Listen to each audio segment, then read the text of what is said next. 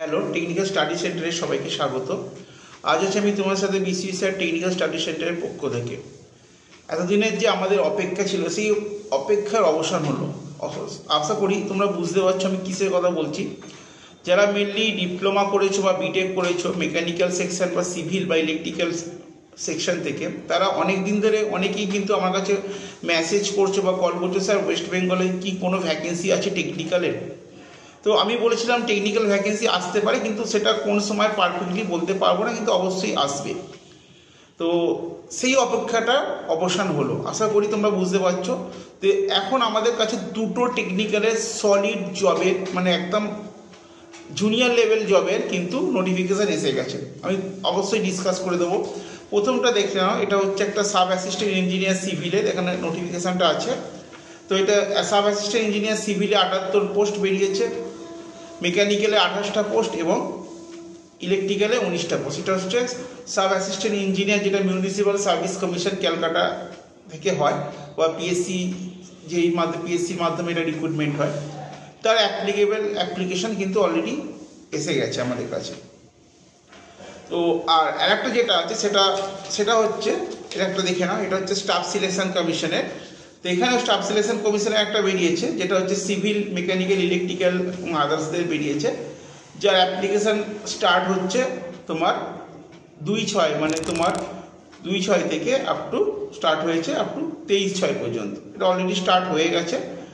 তো এখানে যেটা আছে মানে সেন্ট্রাল গভর্নমেন্ট যেটা আছে আমাদের এসএসসি, যে স্টাফ সিলেকশন কমিশনের মাধ্যমে যেটা নেওয়া হচ্ছে, ওখানে যেরকম আছে চার্জম্যানসে আছে, তোমার মেকানিক্যাল আছে, ইলেকট্রিক্যাল আছে, তারপর তোমার মেট্রোলজি আছে এবং আদার্স যে মিলিটারি ইঞ্জিনিয়ারিং সার্ভিসেস, এগুলোর মধ্যে আছে। যাই হোক, আমি এটা পরে ডিটেলসে আসছি।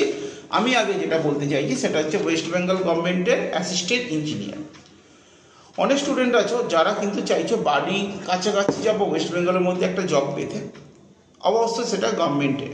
তো ডেফিনেটলি তোমাদের কাছে এই সুযোগটা ওয়েস্ট বেঙ্গল গভর্নমেন্ট দিয়েছে এই চাকরি পাওয়ার জন্য। পোস্ট যদিও আছে, যেটা সিভিলে 78 পোস্ট। যারা সিভিল ইঞ্জিনিয়ার ডিপ্লোমা করেছো অথবা বিটেক করেছো তারা কিন্তু এখানে অ্যাপ্লিকেবল। ইভেন যারা মেকানিক্যাল ইঞ্জিনিয়ার বা মেকানিক্যাল ডিপ্লোমা বিটেক তারাও অ্যাপ্লিকেবল এবং ইলেকট্রিক্যালও অ্যাপ্লিকেবল।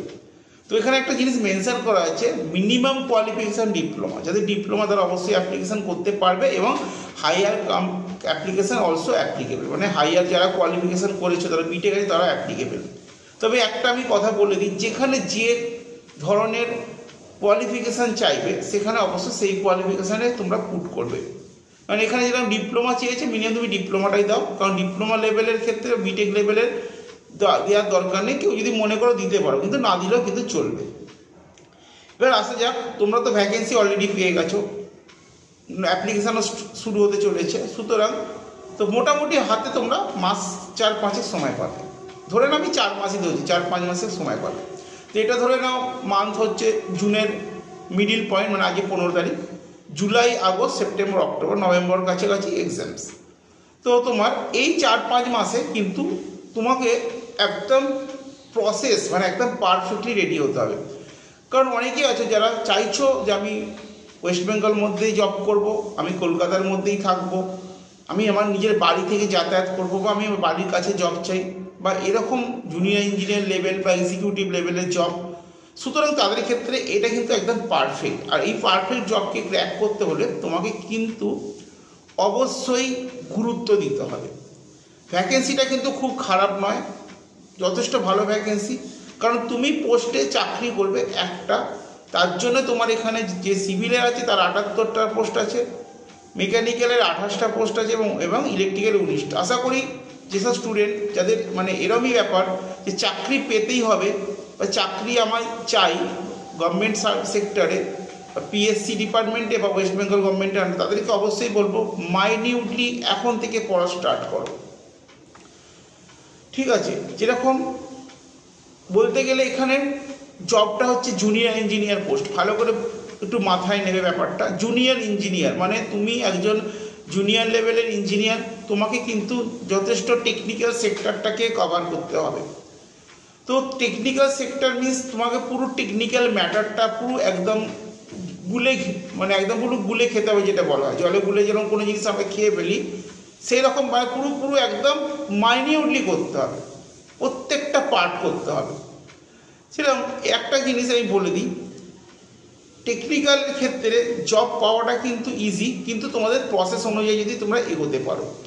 তো ওয়েস্ট বেঙ্গল গভর্নমেন্টে এই যে প্রিভিয়াস কোশ্চেনগুলো তোমরা দেখবে বা কারেন্ট ইয়ারে যে কোশ্চেন আসতে চলেছে এর মধ্যে কিন্তু একটু বিস্তর ফারাক থাকবে, কারণ কোয়েশ্চেন কিন্তু অলওয়েজ আপডেটেড। যে এরকম তুমি ভাবছো যে আমি যদি আমি মেকানিক্যাল থেকে বলি যে RS খুরমি বা RK জৈন পড়ে আমি পরীক্ষায় বসবো কমন পেয়ে যাব, বা BL ইলেকট্রিক্যালে যদি BL থেরেসা বই পড়ে আমি যদি পরীক্ষায় বসে কমন পেয়ে যাব, বা আরও অন্য কোনো রাইটার আছে, কিন্তু এটা সিস্টেমের মধ্যে আসবে না, কারণ এখানে কোশ্চেনটা সম্পূর্ণ মডিফাইড থাকবে।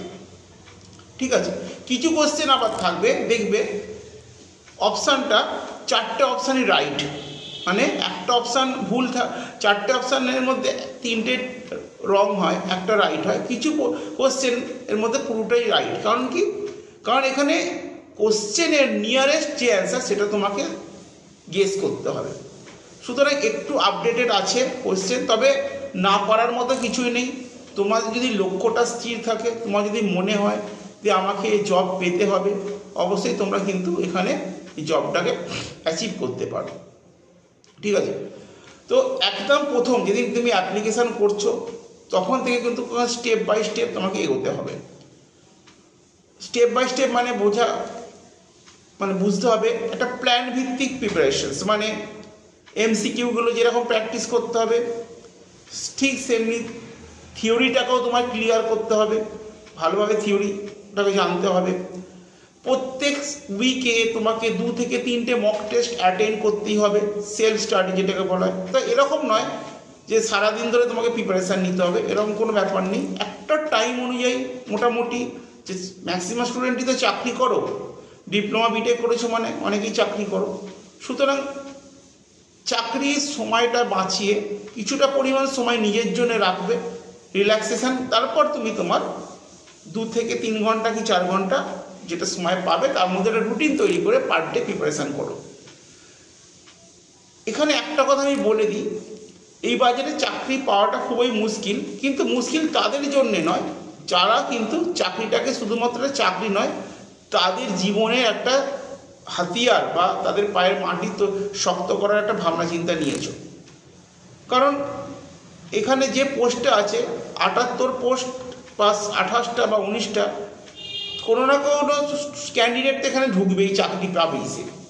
সুতরাং কে পাবে কে পাবে না সেটা পরের কথা, কিন্তু চেষ্টা কিন্তু আটমোস্ট করতে হবে, চেষ্টার বিকল্প কিছু নেই।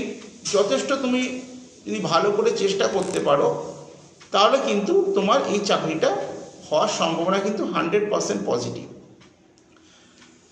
দেখো উপরে, আর আমরা অলরেডি ব্যাচ স্টার্ট করছি, এখন মাত্র অ্যাডমিশন শুরু হয়ে গেছে এই পোস্টের জন্যে, তো ক্লাস এখনও শুরু হয়নি কিন্তু অ্যাডমিশন শুরু হয়েছে, আমরা ব্যাচ স্টার্ট করছি। তো উপরে দেখো, উপর দিকে দেখতে পাবে আমাদের একটা সেট, মানে এটা আমরা কিন্তু শুধুমাত্র এই লেভেলের জবের জন্যই সেটটা তৈরি করছি, যেটাকে আমরা জিস্ট পয়েন্ট বলছি। মানে এখানে কিন্তু তুমি ম্যাক্সিমাম কোশ্চেন, দেখো আমার উপরে ডান দিকে দেখতে পাবে, ছবিটা দেখো ভালো করে, এখানে কিন্তু ম্যাক্সিমাম কোশ্চেন অ্যান্সার যেগুলো কমন পাওয়ার মতো পরীক্ষায় আসতে পারে সেগুলো কিন্তু আমি এখানে দিয়েছি। 1200 থেকে 1300 কোশ্চেনের একটা জিস্ট অলরেডি এরকম 3টে সেট আছে। তো এই সেটগুলো আমরা স্টুডেন্টদের দিচ্ছি যারা ম্যাক্সিমাম এই জায়গা থেকে কিন্তু কমন আসার চান্স আছে, মানে আছে নয়, কমন পাবে তুমি। কারণ এরকম আগেও আমরা RRB জেইতে বা SSC জেইতে বা PSC জেইতে এরকম জিস্ট করেছিলাম, 2023 সালে করেছিলাম, 24-এ করেছি, 25-এও করছি।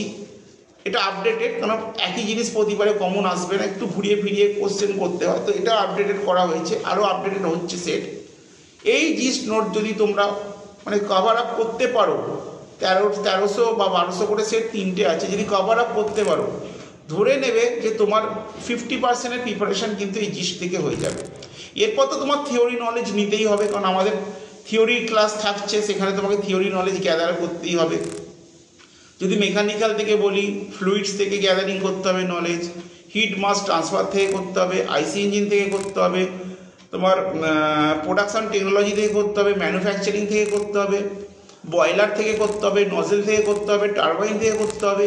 এরকম কিন্তু থিওরি নলেজ তোমায় করতে, তার জন্য আমরা কিন্তু থিওরিটা সম্পূর্ণ ক্লিয়ার ক্লাসই করাচ্ছি, একদম ডাউট ক্লিয়ারিং ক্লাস।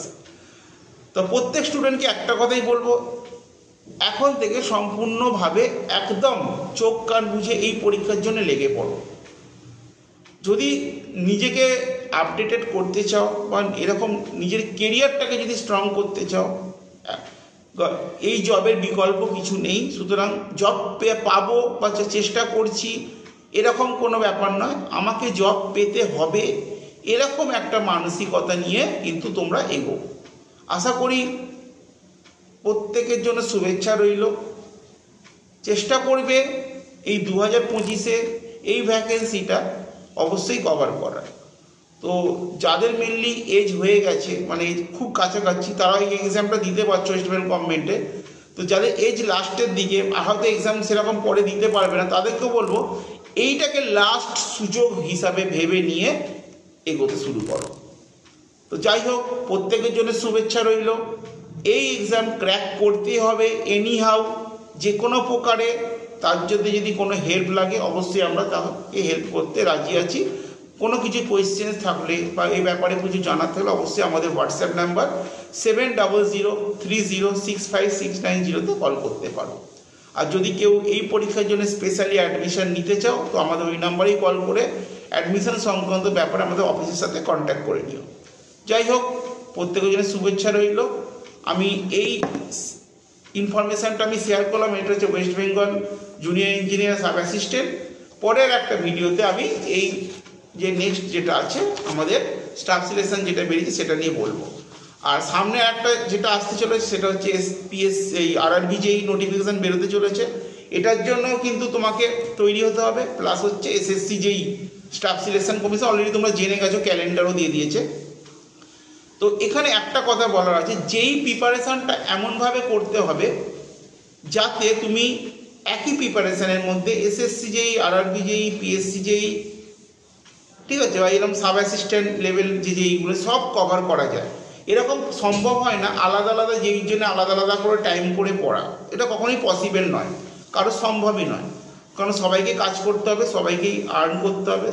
যেটুকু সময় থাকবে সেই সময়টাকে কাজে লাগিয়ে প্ল্যান করে তোমাদের প্রিপারেশানটা এমনভাবেই করতে হবে যে একটা প্রিপারেশান এমনভাবে আমরা নেব যে প্রিপারেশানটা করলে আমি এসএসসি যেইও ক্র্যাক করতে পারি, আরআরবি যেইও ক্র্যাক করতে পারি, পিএসসি যেইও ক্র্যাক করতে পারি, বা আদার্স যে কোনো যেই তাহলে সেটাও ক্র্যাক করতে পারি। তো এই ভাবনা চিন্তা নিয়ে আমাদের কিন্তু এগোতে হবে। তো যাই হোক স্টুডেন্ট, প্রত্যেকে বলছি লেগে থাকো, হাল ছেড়ো না, লাস্ট বয়স পর্যন্ত যতক্ষণ তুমি এক্সাম দিতে পারছো সেই এক্সামের লাস্ট পর্যন্ত হাল ছেড়ো না। জিততেই হবে এরকম মানসিকতা নিয়ে তোমরা কিন্তু লেগে পড়ো। যাই হোক, ভিডিওটা আমি এখানেই স্টপ করছি। যদি কারোর ভালো লাগে ভিডিওটা অন্যান্য বন্ধুদের সাথে শেয়ার করতে পারো আর লাইক দিতে পারো, অথবা যদি কোনো হেল্প লাগে আমাদের হেল্প নাম্বার 7003065690 তোমরা কল করতে পারো অথবা হোয়াটসঅ্যাপ করতে পারো। যাই হোক, আমরা এখানেই স্টপ করছি। বাই।